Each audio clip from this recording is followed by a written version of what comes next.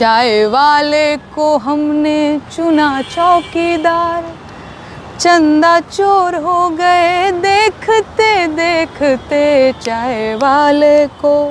हो क्या तुम थकते नहीं फेंकते फेंकते, क्या तुम थकते नहीं फेंकते फेंकते चाय वाले को हमने चुना चौकीदार, चंदा चोर हो गए देखते देखते।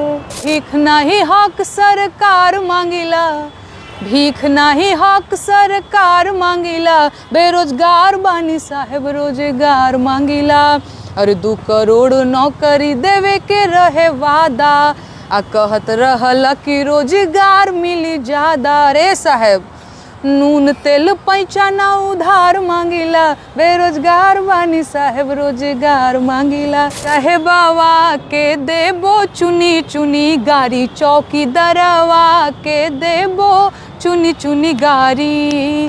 15 लाख के वादा जे कैले, 10 साल बीतल पैसा न अइले। ए जी 24 में मामला विरोधियन के भारी, साहेबवा के देबो चुनी चुनी गारी।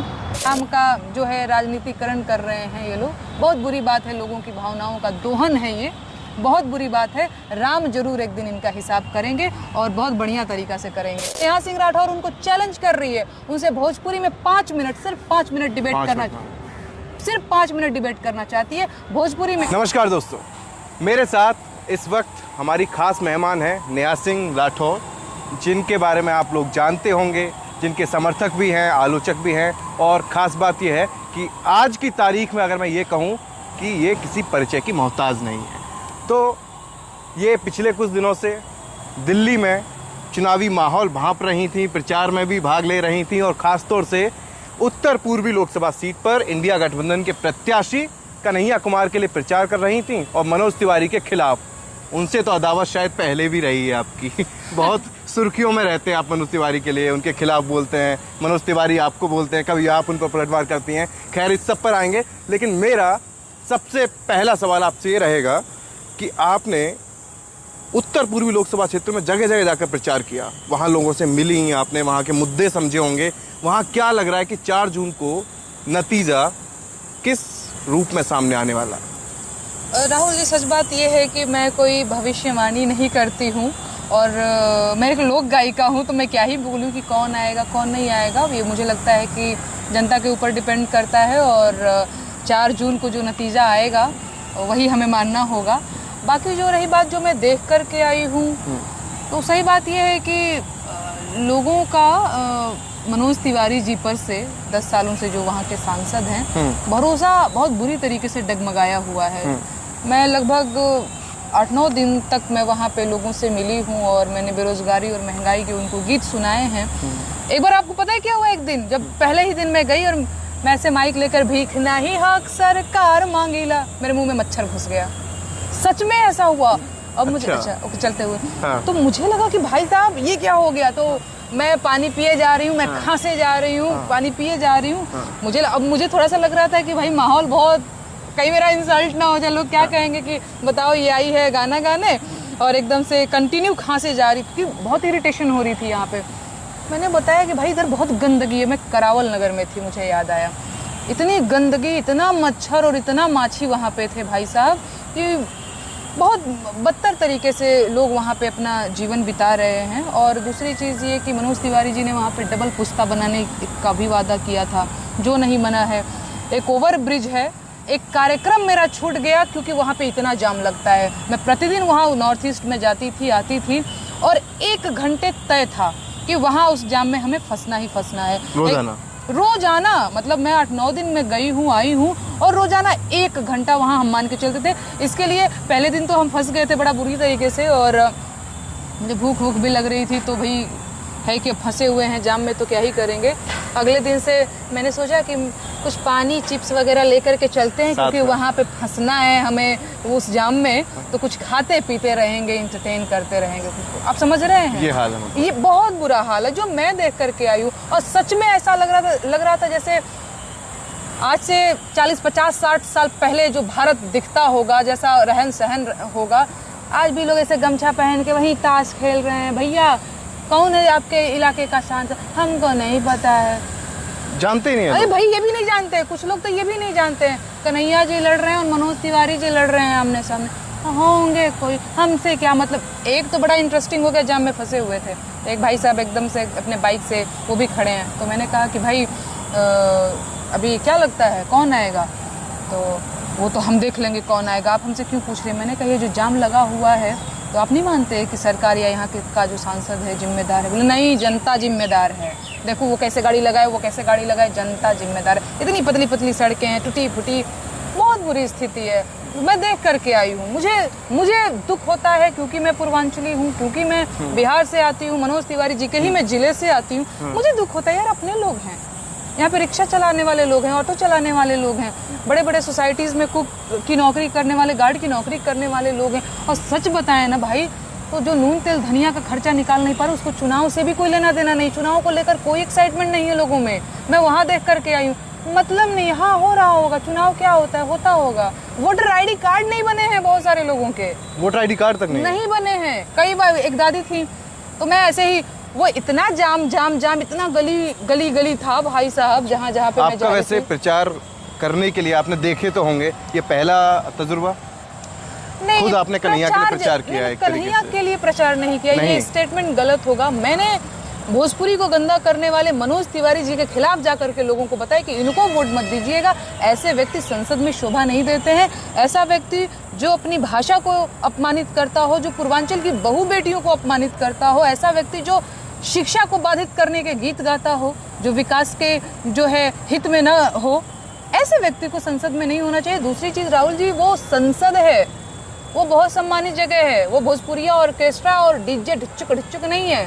मनोज तिवारी जी के गाने उठा करके आप देख लीजिए, अगर आप भोजपुरी समझते हो तो आपको पता चलेगा कि आप 1 मिनट भी नहीं सुन पाएंगे, और खास तौर से किसी महिला के साथ तो बिल्कुल ही नहीं सुन पाएंगे। आपने ये बात कही है भोजपुरी समझते हो, लेकिन आपका ही सवाल उनसे एक इंटरव्यू में पूछा गया था कि आप उनके लिए ऐसे कहती हैं, आप असली, तो उन्होंने कहा था कि शायद नेहा भोजपुरी नहीं समझती है। तो राहुल भैया तोहरा के हम बता देत बानी कि मनोज तिवारी जी अगर इंटरव्यू के देख रहल हो, नहीं से हम भोजपुरी में बोलत बानी, हम उनकर इंटरव्यू देखा नहीं, पता नहीं रहुआ इहो बात समझा तानी कि नहीं समझत। एकरा के हम फिर बाद में रहुआ के भोजपुरी में भी समझा देही। कोनो इंटरव्यू होत रहल उनका कोनो टीवी चैनल के संगे, तो कहलन की लागत है कि नेहा के भोजपुरी बुझाइते ना होई, यही से हमरा के कहत अड़ी, अरे महाराज रहुआ गाना गाओ तनी कि बबुनी के लागल बस शहर के हवा उरी पढ़ावा, कहनी कि गौवे में नौवा लिखावा उरी पढ़ावा। इसमें समझने जैसी क्या बात है? आप ही की जिले से आती हूँ, या तरवलिया के रहने वाले हैं, मोहनिया में आता है, वहीं की मैं भी रहने वाली हूँ। मोहनिया से 10 किलोमीटर दूर सहुका के बगल में मेरा गाँव है जंदा। उनसे पूछिएगा कि सेम वही भोजपुरी बोली जाती है। ये भी नहीं है कि 20 किलोमीटर बाद थोड़ा भोजपुरी का चाहे भाषा का जो थोड़ा चेंज हो जाता है, वो भी नहीं है, वही भोजपुरी मैं भी बोलती हूँ। और किसी दिन आइए, आपके साथ 5 मिनट डिबेट करना चाहती हूँ भोजपुरी में, भोजपुरी की अश्लीलता के मुद्दे पर। मतलब ये बड़ा आपने सही कहा। मैं अक्सर देख रहा हूँ राहुल गांधी ने मोदी जी को डिबेट के लिए चुनौती दे दी, कन्हैया कुमार ने मनोज तिवारी को दे दी, वो वहाँ भी नहीं आए, और अब आपने फिर से दे दिया कि भोजपुरी के मसले पर आ जाइए। दो राहुल जी उनको बुलाइए, भोजपुरी में 5 मिनट डिबेट करना चाहती हूँ, 5 मिनट में आप भी समझ जाएंगे। और लोग जो भोजपुरी समझते होंगे, जो पूर्वांचल के लोग जुड़े हुए होंगे इस चैनल से, वो भी समझ जाएंगे कि हमारा के भोजपुरी आवेला कि ना। राहुल जी रहुआ जानकारी खातिर बता दी, हम अब तक 200 गीत लिखले बानी भोजपुरी में। मनोज तिवारी जी के पास कोनो जवाब नहीं के तो कुत्ता उनका भोजपुरी नहीं आती होगी। हाँ, खाली तोहरे के भोजपुरी आवेला। चलिए, तो आपने वहाँ पर क्या समझा? आपने ये तो नहीं बताया कि 4 जून को नतीजे आएंगे तब तस्वीर साफ होगी, लेकिन वहाँ के मुद्दे, आपने वहाँ लोगों को किस मुद्दे पर जागरूक किया? रोजगार, बेरोजगारी, महंगाई, इन सब मुद्दे पर आपने गीतों के जरिए, हमने आपके वीडियो देखे, तो वो क्या था, वो जरा हमारे दर्शकों को। बिल्कुल, वहाँ के जो लोग हैं, वहाँ के जो युवा हैं, अभी मैं मुखर्जी नगर में गई थी शायद कल या परसों, भाई साहब लोगों का उत्साह देखकर, बच्चों का उत्साह देखकर, ऊर्जा देखकर मुझे लगा कि भाई ये मैं कहाँ आ गई हूँ। इतना मुझे लोग प्रेम करते हैं, इतना लोग मुझे सम्मान देते हैं, क्योंकि लोगों के मन में ना बहुत भड़ास है, वो कहीं निकल नहीं पा रही है। जो स्टूडेंट है वो प्रदर्शन कर रहे हैं तो लाठी खा रहे हैं, सड़कों पे लाठी खाएगा युवा।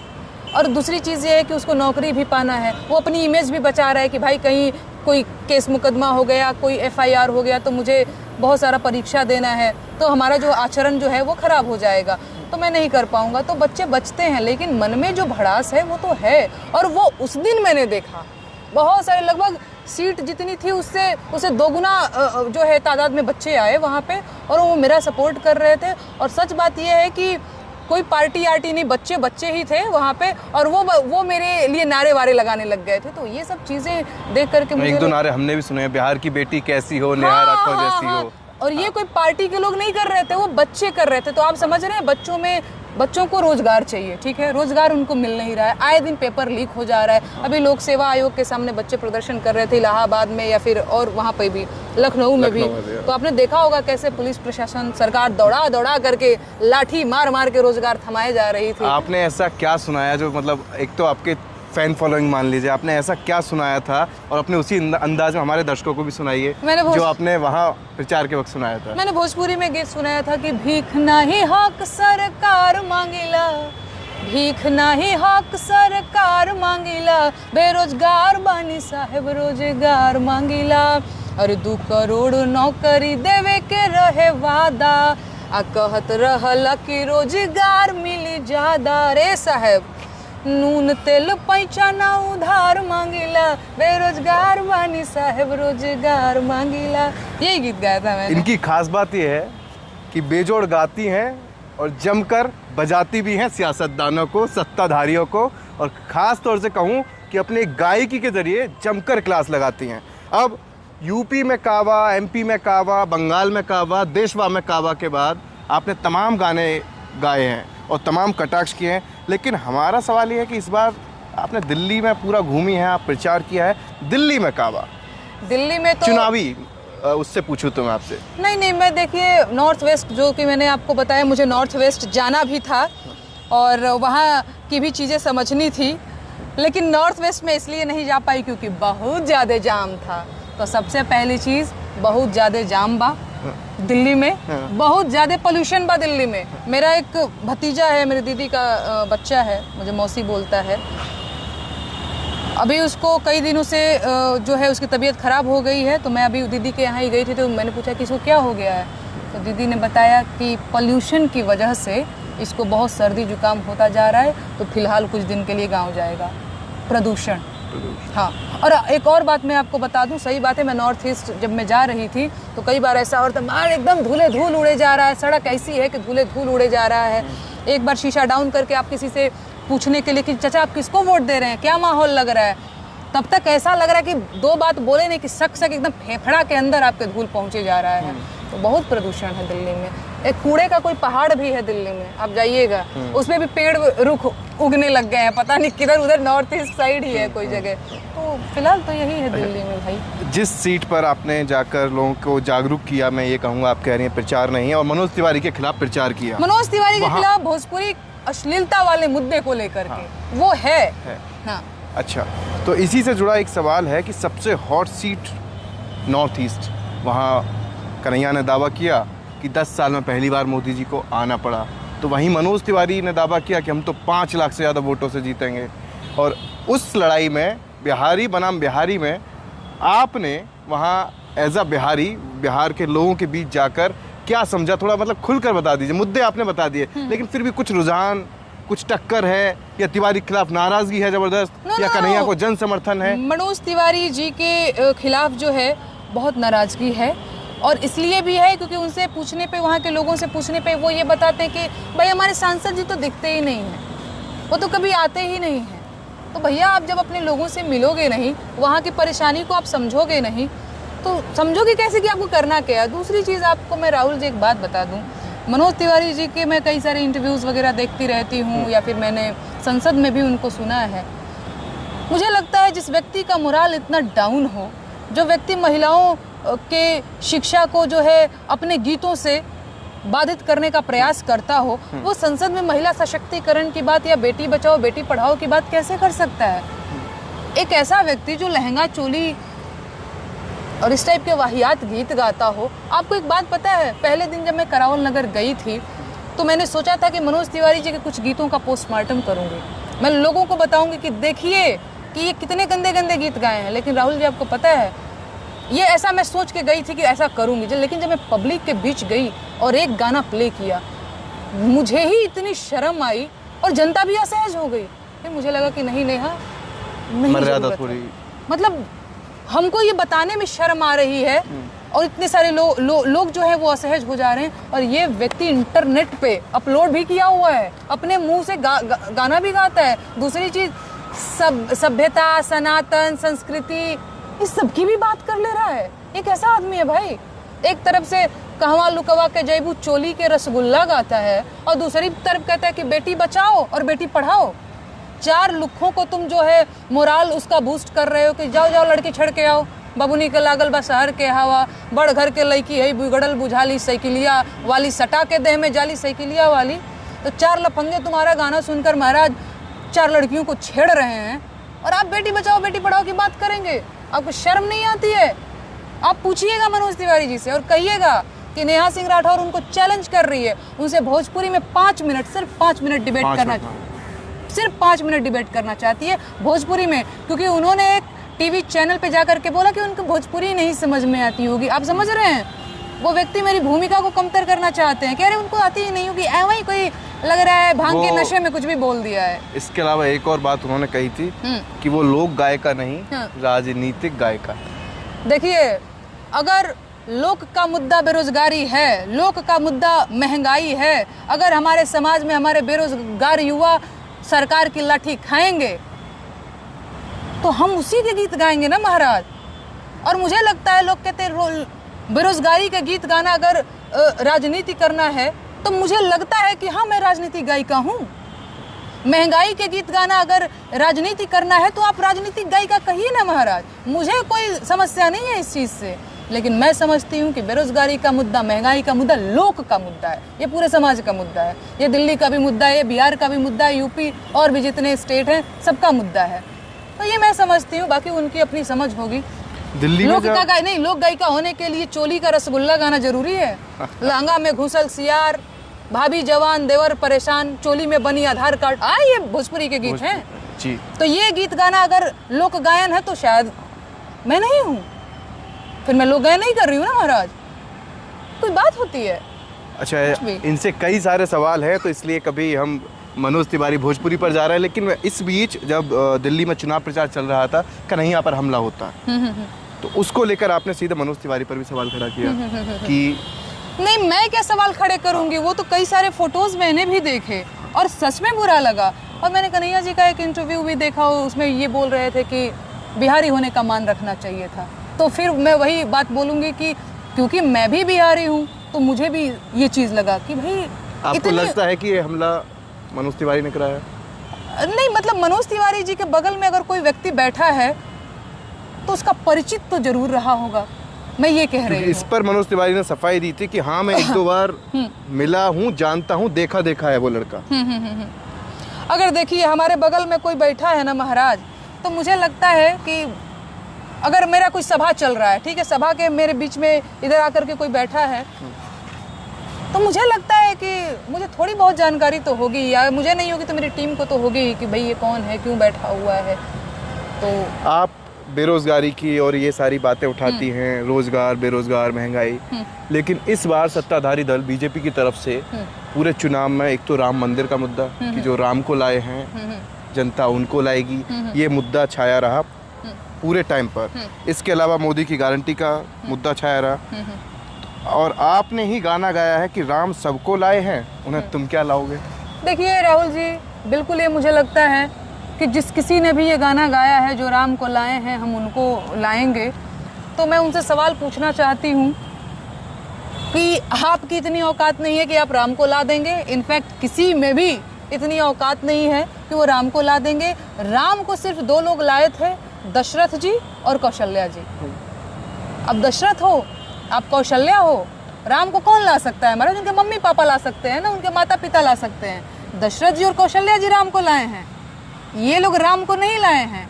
वो अलग बात है कि धर्म का और राम का जो है राजनीतिकरण कर रहे हैं ये लोग, बहुत बुरी बात है, लोगों की भावनाओं का दोहन है ये। बहुत बुरी बात है। राम जरूर एक दिन इनका हिसाब करेंगे और बहुत बढ़िया तरीका से करेंगे। हिसाब करेंगे? अरे बिल्कुल, आपको क्या राम लगता सब देख रहा है भाई। कि 24 में ही या वक्त लगेगा हिसाब में? अभी ये राम जाने। ये राम जानते हैं। जानते हैं? हाँ हाँ बिल्कुल जानते हैं, और राम सबका हिसाब करते हैं। लेकिन अगर हम बात कर रहे हैं चुनाव की, आज चुनावी चर्चा इनसे ज़रूरी है, चुनावी ही इंटरव्यू कहेंगे इसे। तो चुनाव में इस दौरान मोदी जी के मतलब जो होता है प्रचार में वो अंदाज रहा मंगलसूत्र का, मटन, मछली, मुगल, मुसलमान, और इसके बाद 2 घर, वो सब आपने सुना होगा। लेकिन एक और उसमें कड़ी जुड़ गई कि अगर विपक्ष वाले आए तो भाई जिनके बैंक खाते हैं, जैसे आम पब्लिक आप हैं, हम लोग हैं, सब लोग हैं, उनके बैंक खाते बंद करके पैसा ले लेंगे, बिजली की जगह अंधेरा कर देंगे, और जो नल जो पानी मोदी ने पहुंचाया है उनकी टोंटी भी खोल ले जाएंगे लोग। देखिए मैं एक बात बता रही हूँ, जब भी मैं आजकल प्रधानमंत्री जी के भाषण सुनती हूँ तो मेरे मन से बस यही आवाज़ आती है और बार बार यही लगता है कि लगता नहीं है कि ये किसी देश के प्रधानमंत्री जी बोल रहे हैं। ऐसा लगता है जैसे कोई लुक्खई कर रहा है महाराज। ये क्या है? तुम्हारा मंगलसूत्र विपक्ष लेकर के चला जाएगा, तुम्हारा भैंस खोल लेगा तो तुम्हारा ये कर देगा, तुम्हारा 2 जोड़ी चप्पल है तो 1 जोड़ी चप्पल लेकर के चला जाएगा। देखिए बात ये है ना कि बेरोजगारी पर इन्होंने कुछ किया नहीं, सड़कों पर दौड़ा दौड़ा करके बेरोजगारों को मार पीट रहे हैं, महंगाई आप भी देख रहे हैं, महिलाओं का हालत आप भी देख रहे हैं। और मैं एक महिला हूँ और ये लोग बेटी बचाओ बेटी पढ़ाओ की बात करते हैं, सोशल मीडिया पे आए दिन मुझे भद्दी भद्दी बीजेपी की IT सेल मेरे बारे में टिप्पणी करती रहती है और मेरा जो है चरित्र हनन करते रहते हैं। तो इस मुद्दे पर तो ये लोग फेल हो चुके हैं, बचा ही नहीं है कुछ। कहिए ना इनसे कि मंगलसूत्र पे आप क्यों बात कर रहे हैं महाराज? बेरोजगारी की बात करिए ना, महंगाई की बात करिए ना, रोजगार की बात करिए ना, महिलाओं की आप बात करिए ना, मणिपुर की बात करिए ना महाराज। बचा तो कुछ है नहीं। बात यह है ना कि सवाल पूछने वाला पत्रकार भी नहीं है इनसे कोई, और हैं तो इनके खेमे के हैं, आम चूस के खाते हैं कि आम काट के खाते हैं, तो कोई ढंग का इनको अभी मिला नहीं है। मतलब आप कह रहे हैं महिलाओं की आवाज़ नहीं उठाती, लेकिन हाल ही में आपने देखा होगा CM हाउस के अंदर स्वाति मालीवाल ने मारपीट का आरोप लगाया, पीए वगैरह, उस पर तो बीजेपी बहुत हमलावर है, कह रही है कि नारी अस्मिता के साथ ये सब कर दिया, ये महिलाओं के विरोधी हैं, महिलाओं की इज्जत इन्हें करना नहीं आता, तो पूरा महिला विरोधी बता दिया पूरा, ना सिर्फ केजरीवाल को, पूरा इंडी गठबंधन को एक तरीके से। देखिए पक्ष विपक्ष में ये होना ही चाहिए। कोई भी अगर इस तरीके की हरकत, अगर स्वाति मालीवाल जी के साथ कुछ गलत हुआ है तो उसका विरोध होना चाहिए, और बीजेपी फिर एक तरीके से विपक्ष का सही रोल निभा रही है। पक्ष विपक्ष ये जो हैं, मैं यही कहूँगी बिल्कुल ये होना चाहिए। लेकिन अगर मणिपुर में भी कुछ हो रहा है तो बीजेपी को उसकी जिम्मेदारी लेनी होगी, भाजपा प्रधानमंत्री को उसकी जिम्मेदारी लेनी होगी। स्वाति मालीवाल जी के कुछ साथ गलत हुआ है तो मुझे लगता है कि आम आदमी पार्टी के लोगों को इसकी जिम्मेदारी लेनी होगी। हाँ मतलब अगर गलती है तो आप मानिए, जिम्मेदारी लीजिए बिल्कुल। और मुझे लगता है ऐसा भेदभाव ना हो कि पहलवानों पर शांत रहेंगे, हाँ, मणिपुर पर शांत रहेंगे, बनारस पे शांत रहेंगे, हाथरस उन्नाव इन सब पर शांत रहेंगे, जो कि विपक्ष कहता रहता है कि आप इस पर क्यों नहीं बोलते। हाँ, तो विपक्ष का सही आरोप है, बिल्कुल सही आरोप है। बाकी स्वाति मालीवाल जी के साथ कुछ भी हुआ है, गलत हुआ है, तो मुझे भी लगता है, क्योंकि मैं महिला हूँ महाराज, और मेरा किसी भी पॉलिटिकल पार्टी से लेना देना नहीं है। इनफैक्ट अगर किसी पॉलिटिकल पार्टी से लेना देना होगा भी, अगर उसी पार्टी की महिला के साथ कोई बदतमीजी होती है तो बतौर महिला मैं नेहा सिंह राठौर उस महिला के साथ हूँ, और मैं ये बात कहूँगी कि गलत हुआ। आपने तो खुद सवाल उठाया भी था जब कंगना रनौत वाला हुआ था, चुनाव आयोग ने संज्ञान भी लिया था, सुप्रिया सुलेत वाला वो जो बयान, तब आपने कहा था क्या मैं बेटी नहीं हूँ? मुझे लगता है क्योंकि उस पर स्मृति ईरानी जी लेटर लिख रही हैं, और जो है महिला आयोग जो है उस मामले को संज्ञान में ले रहा है। सेम उसी दिन जिस दिन कंगना रनौत जी के साथ ये सब कुछ हुआ, सेम उसी दिन मेरे बारे में बहुत बुरी तरीके से बीजेपी का IT सेल जो है, वो मियाँ खलीफा एक पोर्न स्टार है, उसके साथ मेरा फोटो चिपका करके ये तो ऐसी है, ये तो वैसी है करके मेरा चरित्र हनन करना शुरू किया था। और मैंने, मुझे लगता है आपके चैनल पे भी इंटरव्यू दिया था। जी जी जी। तो मेरा सवाल है महिला आयोग से भी है कि आप कहाँ चुप थी महाराज, कहाँ चुप थे महाराज, आप लोग क्या कर रहे थे? मेरे मामले में आप लोगों ने क्यों नहीं बोला? हाँ। अच्छा, एक बात आपसे जानना चाहेंगे, आप इतना विरोध करते हैं सत्ताधारी दल का, सत्ता का, खासतौर से सीधा कहूँ बीजेपी का, आप मुद्दों को उठाती हैं, तंज व्यंग सब कसती हैं, कभी डर नहीं लगता कि इतना 36 का आंकड़ा रखती हैं तो किसी, जैसे आपने बताया ट्रोल तो हो ही रही हैं, और वैसे कोई डर नहीं लगता कि एक सत्ता से लड़ना? देखिए, कई बार मुझे लगता है कि मैं एक लोकतांत्रिक देश में रहती हूँ, तो मुझे डर सिर्फ इस देश के संविधान और कानून से लगता है। और सच बात है कि मुझे प्रधानमंत्री जी से डर नहीं लगता है, मुझे अमित शाह से डर नहीं लगता है, मुझे आदित्यनाथ योगी जी से डर नहीं लगता है। मुझे डर लगता है इस देश के संविधान और कानून से कि कहीं मैं उसका उल्लंघन न कर पाऊँ। अदरवाइज़ मैं ऐसे खुले में नहीं घूमती। लेकिन क्योंकि मैं महिला हूँ, क्योंकि मैं पूर्वांचल से आती हूँ और हम लोगों को बड़ा शुरू से ही, बचपन से ही ऐसे ही पाल पोष करके बड़ा किया गया है कि उनकी बात का जवाब नहीं देना है, वो ऐसे बोल देंगे, बाहर मत निकलो नहीं तो ये हो जाएगा। लेकिन मैंने इन चीज़ों को हमेशा से जो है ठेंगे पर ही रखा है। लेकिन मैं फिर भी ये कहूँगी कि वर्तमान में स्थिति इतनी खराब हो गई है कि हम कितना भी संविधान का हवाला दे दें, अपने मौलिक अधिकारों का हवाला दे दें, एक बार अगर कुछ बुरा हो जाएगा ना महाराज, तो फिर हो जाएगा, है ना। तो डर लगता है और ये एकदम सही बात है। मैं पता नहीं, मेरे बातों में थोड़ा विरोधाभास भी दिख रहा होगा कि मैं कहना क्या चाह रही हूँ। मतलब जब सोचते हैं गहराई से अकेले में, तो लगता भी है डर कि कहीं ऐसा कुछ अप्रिय घटना ना हो जाए। लेकिन वैसे अगर देखा जाए कि एक महिला होने के नाते, जुझारू महिला होने के नाते, लोकतंत्र संविधान की दुहाई देकर कि भाई डर नहीं लगता, मैं घूम सकती हूँ आजाद। लेकिन कभी होता है कि एक डर रहती है, आशंका हर किसी के मन में रहती है कि अप्रिय घटना ना हो जाए। अप्रिय घटना ना हो जाए। वो इसलिए क्योंकि एक बार मैं काशी विश्वनाथ गई थी इसे दर्शन करने, यूपी में काबा, तब मेरा बड़ा लोगों ने पसंद करना वायरल हो गया था। तो भाई 2-4 लफंगों ने, आपने देखा होगा घाट है बनारस में और गंगा किनारे, और ऐसे खूब सारा सीढ़ी चढ़ना होगा आपको, 4-5 लफंगों ने एकदम पत्थर उठा लिया था। अरे ये वही है ना नेहा सिंह राठौर, यही है ना नेहा सिंह राठौर। तो मारने के लिए आपको? हाँ भाई, पत्थर उठा लिया था। फिर मैं गई तो वहाँ पे कुछ पुलिस वगैरह थे 1-2, तो मैंने कहा भैया देख लीजिए, तो कोई बात नहीं, आप चिंता मत कीजिए। ये हुआ था आज से 2-3 साल पहले जब मेरा यूपी में काबा, ये मैंने कई बार बताया भी है। तो उसके बाद से मुझे लगा ये क्या था भाई, तो लगता है डर। फिर कई बार लगता है कि अब इस डर को मैं चुनौती की तरह लूँगी, तो मैं कई बार कंफ्यूज रहती हूँ कि मैं डरती हूँ या नहीं डरती हूँ। हाँ। अच्छा, आपसे एक और सवाल रहेगा। बीच में चर्चाएं थी कि नेहा सिंह राठौर को कांग्रेस मैदान में उतार सकती है मनोज तिवारी के खिलाफ। तो अब आप प्रचार घूमी हैं, आपकी शब्दों में कहूँ तो जागरूक किया है आपने लोगों को, तो राजनीति का काका रहा, कुछ सीख लिया होगा। तो क्या लग रहा है, ऑफिशियल आधिकारिक एंट्री होने वाली है? नहीं, मुझे लगता है राहुल जी कि जब भी मैं किसी पॉलिटिकल पार्टी को ज्वाइन करूंगी तो मुझे लगता है कि मीडिया से कुछ भी दूर तो रहता नहीं है, कुछ भी छुपाऊंगी भी। तो अभी कुछ ऐसा नहीं, कुछ ऐसा चल रहा है नहीं, ऐसा नहीं चल रहा है, अभी ऐसा नहीं चल रहा है। चलेगा तो मैं बताऊंगी लोगों को भाई।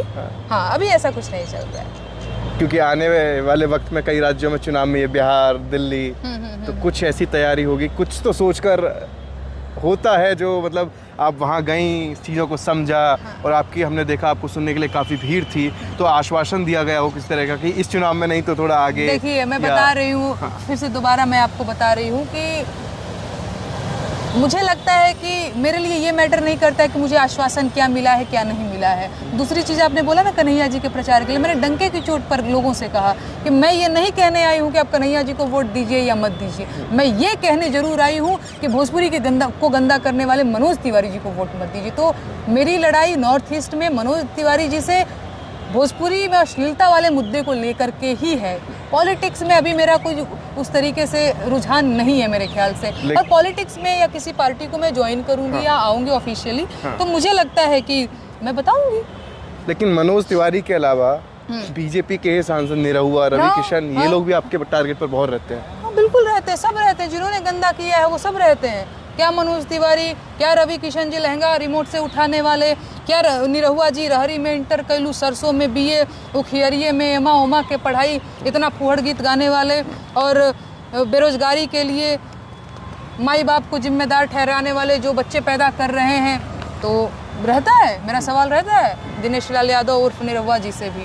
हाँ, अगर ऐसे ही आपसे पूछा जाए, कई लोग होते होंगे, सोचते होंगे अरे भाई आप तो बीजेपी के खिलाफ रहती हैं या मोदी योगी के खिलाफ रहती हैं, तो आप थोड़ा ये भी तस्वीर साहब कि आपको मोदी योगी की नीतियों से दिक्कत है या बीजेपी से दिक्कत है, या अगर बीजेपी के दौर के दूसरे नेताओं को उठाकर देख लें, जैसे अटल बिहारी वाजपेयी भी पीएम रहे थे, तो मोदी वर्सेस अगर वाजपेयी, मतलब दिक्कत क्या है? नहीं, कई बार लोग मुझसे सवाल पूछते हैं तो मुझे लगता है कि नहीं भाई, किसी से भी मेरी कोई व्यक्तिगत दुश्मनी नहीं है। न नरेंद्र मोदी जी ने मेरा भैंस खोल लिया है, न योगी जी मेरे पटीदार हैं जो 1 बीघा ज़मीन हड़प लिए हैं। इस तरीके की कोई समस्या नहीं है। लेकिन जब जंतर मंतर पे बेटियां प्रदर्शन करती हैं और कोई सुनवाई नहीं होती है, जब मणिपुर में 2 बेटियों की नंगी परेड निकाली जाती है, इस देश का प्रधानमंत्री चुप रहता है, तो मेरा सवाल एक महिला होने के नाते बनता है और मैं सवाल करती हूँ। तो किसी से मेरा कोई व्यक्तिगत दुश्मनी नहीं है, किसी ने मेरे घर का गाय भैंस नहीं खोल लिया है। इस चुनाव में प्रचार तो सारी पार्टी, सारे नेताओं ने खूब जोर शोर से किया है, लेकिन आपको बढ़िया कौन लगा? आपने सबके सुने होंगे, राहुल गांधी, प्रियंका गांधी, मोदी, योगी, अखिलेश, तमाम नेता आपने सुने होंगे।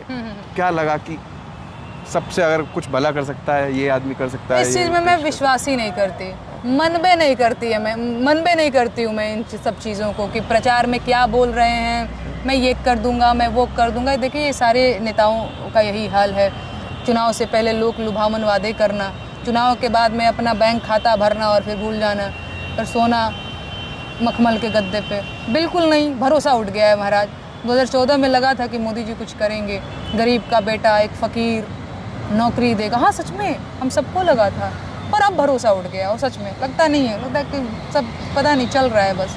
भाषण क्या भाषण, एक उम्मीद होती है ना, सुनकर लगता है कि हाँ, इसकी बात में वजन है, इस पर भरोसा किया जा सकता है। नहीं भाई, एक आम नागरिक होने के नाते, एक वोटर होने के नाते मुझे हमेशा लगता है कि हर पॉलिटिकल पार्टी हमें ठगती है और नए नए तरीके से ठगती है।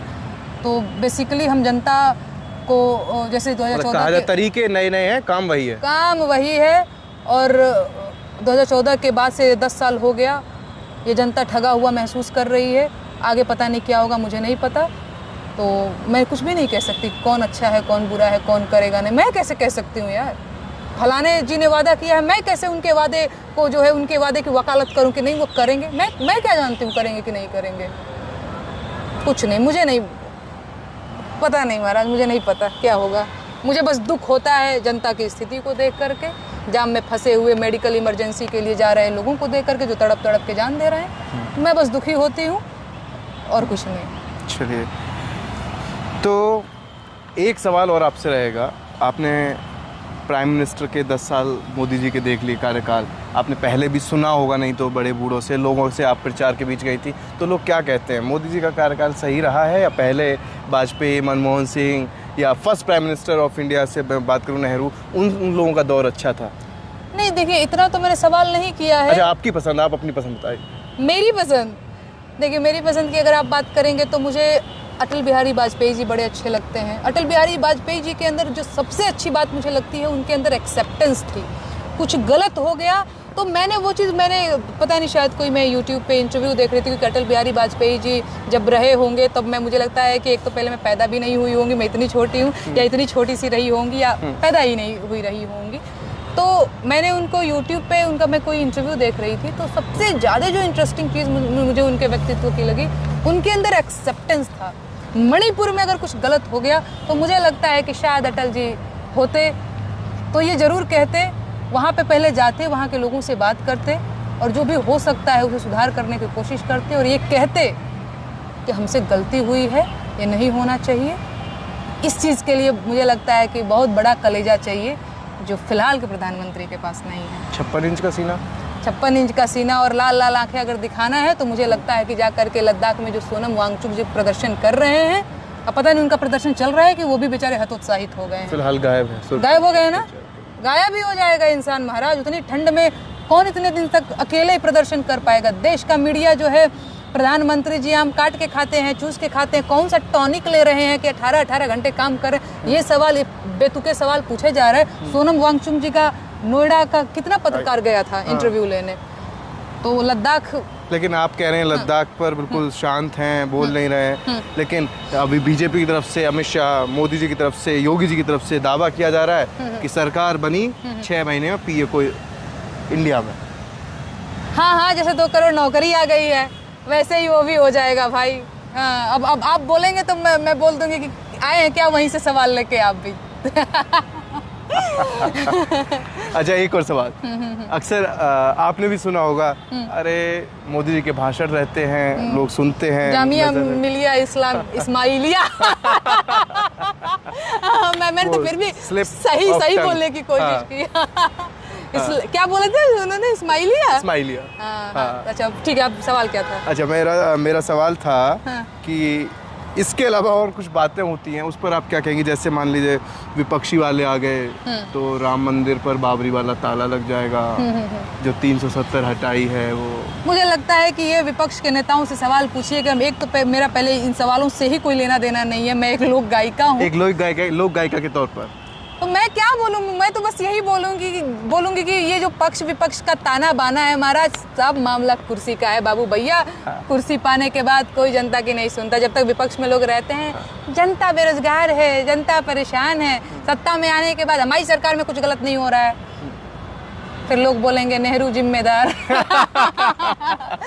जो किया था नेहरू जी ने किया था। वही बाकी यहाँ सब ऑल इज वेल हमारे साथ। ऑल इज वेल है। हाँ। अच्छा चलिए, इंटरव्यू खत्म करें उससे पहले मैं देख रहा हूँ आपने बहुत सारे भोजपुरी तंज और व्यंग के साथ गाए हैं। साहिब चंदा चोर बाड़े हो, कभी चौकीदार कभी चंदा मामा, देसवा में कावा चंदा चोरवा के देवो चुनी चुनी गारी, ये सब गाए। तो ये सब ही है भी या कुछ नया भी है पिटारा में? अभी नया बहुत जल्दी आएगा, मैं कुछ क्रिएट कर रही हूँ, बाकी तो मैं गाती ही रहती हूँ। कुछ इसी अंदाज में रहेगा? हाँ, बिल्कुल इसी अंदाज में रहेगा। मेरे गीतों में आप एक चीज़ पाएंगे, बेरोजगारी के मुद्दे होंगे, महंगाई के मुद्दे होंगे, कुछ ऐसे ही मुद्दे रहते हैं। हाँ, तो नेक्स्ट भी आएगा, जल्दी आएगा। 2 लाइन सुन सकते हैं? एक गीत जो बड़ा आजकल लोग मेरा पसंद कर रहे हैं, वो मैं आपको सुना देती हूँ। चाय वाले को हमने चुना चौकीदार, चंदा चोर हो गए देखते देखते चाय वाले को। हो क्या तुम थकते नहीं फेंकते फेंकते, क्या तुम थकते नहीं फेंकते फेंकते चाय वाले को। हमने चुना चौकीदार, चंदा चोर हो गए देखते देखते।